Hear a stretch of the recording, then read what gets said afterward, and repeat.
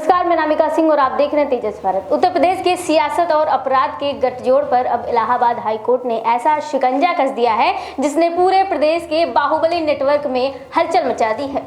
UP की सियासत और अपराध के कॉकटेल के इलाहाबाद हाई कोर्ट ने अब तक का सबसे कड़ा और सबसे बड़ा प्रहार किया है। जिन नेताओं और दबंगों के नाम सुनकर कभी इलाके कांप जाते थे, जो रसूलदार और कल तक बंदूकों के साए में चलते थे, जिनके काफिले के आगे कानून भी ठहर जाया करता था, अब वही चेहरे अदालत की तीखी निगरानी में आ चुके हैं। हाईकोर्ट ने यूपी सरकार से प्रदेश के 50 बड़े बाहुबलियों की पूरी कुंडली तलब कर ली है। इस बार मामला सिर्फ अपराधियों की सूची तक सीमित नहीं है, बल्कि कोर्ट ने साफ कर दिया है कि बाहुबलियों को मिले गन लाइसेंस, सरकारी सुरक्षा और उसके रसूख की पूरी परत खोली जाएगी। दरअसल इस लिस्ट में यूपी की राजनीति में वो चेहरे शामिल हैं जिनकी मर्जी के बिना कभी पूर्वांचल से लेकर पश्चिम तक पत्ता भी नहीं हिलता था। कुंडा के विधायक रघुराज प्रताप सिंह उर्फ राजा भैया, पूर्व सांसद ब्रजभूषण शरण सिंह और पूर्व सांसद धनंजय सिंह, सुनील यादव, सुनील सिंह, फरार अजीब, बादशाह सिंह, विनीत सिंह, संग्राम सिंह, अजय सिंह, मरबूत सिंह, सुल्लू सिंह, सुजीत बेलवा, चुलबुल सिंह, उपेंद्र सिंह, गुड्डू, सनी सिंह, पप्पू भौकाली, छुन्नू सिंह, इंद्रदेव सिंह, डॉक्टर उदय बहन सिंह समेत सफेद पश और बाहुबली अब सीधे कोर्ट की रडार पर आ चुके हैं।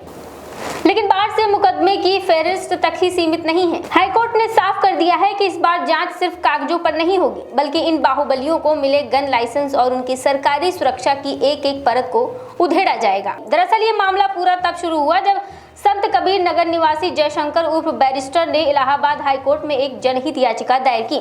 याचिका में आरोप लगाया गया था कि उत्तर प्रदेश में शस्त्र लाइसेंस जारी करने के नियमों की खुलेआम धज्जियां उड़ाई जा रही हैं। सुनवाई के दौरान जब सरकार की ओर से दाखिल हलफनामा कोर्ट के सामने आया तो अदालत भी चौंक गई। सरकारी आंकड़ों के मुताबिक यूपी में इस वक्त 10 लाख से ज्यादा शस्त्र लाइसेंस जारी हैं। वहीं आपको बता दें कि सबसे हैरान करने वाली बात यह रही कि 6000 से ज्यादा ऐसे लोगों को भी हथियार के लाइसेंस दे दिए गए हैं जिन पर 2 या उससे अधिक गंभीर आपराधिक मुकदमे दर्ज हैं। इतना ही नहीं, प्रदेश में करीब 21,000 परिवार ऐसे हैं जिनके पास एक से ज्यादा हथियार लाइसेंस मजबूत है। इन आंकड़ों को देखकर जस्टिस विनोद दिवाकर की बेंच ने कड़ा रुख अपनाया। कोर्ट ने गृह विभाग के अधिकारियों को फटकार लगाते हुए आदेश दिया है कि 26 मई तक प्रदेश के सभी बाहुबलियों और अपराधियों की जोनवार, जिलावार और थानावार सूची अदालत में पेश की जाए। हाईकोर्ट ने सिर्फ सूची मांगकर ही बात खत्म नहीं की। अदालत ने गृह विभाग के ज्वाइंट सेक्रेटरी से हलफनामा मांगा है और साथ ही सभी जिलों के डीएम, एसएसपी और पुलिस कमिश्नर को लिखित जिम्मेदारी देने का आदेश दिया है कि कोई भी तथ्य छिपाया नहीं गया है। कोर्ट ने साफ चेतावनी दी है कि अगर बाद में कोई जानकारी छिपाई गई तो सीधे जिम्मेदार अधिकारियों पर कार्यवाही होगी। सुनवाई के दौरान अदालत ने बेहद सख्त टिप्पणी करते हुए कहा है कि खुलेआम हथियारों का प्रदर्शन कुछ लोगों को ताकत और प्रभुत्व का एहसास करा सकता है, लेकिन इसके समाज में डर और असुरक्षा का माहौल पैदा होता है। अदालत ने माना है कि ऐसे हालात सामाजिक भाईचारों और कानून व्यवस्था दोनों के लिए खतरा है। अब बड़ा सवाल ये है कि क्या यूपी में बाहुबल और राजनीति का गठजोड़ टूटेगा? क्या रसूलदारों को मिली सरकारी सुरक्षा और हथियारों के लाइसेंस की निष्पक्ष जांच हो पाएगी? और सबसे अहम सवाल ये है कि क्या ये कार्यवाही सिर्फ कागजों तक सीमित रहेगी या फिर प्रदेश की राजनीति में वास्तव में बड़ा बदलाव देखने को मिलेगा?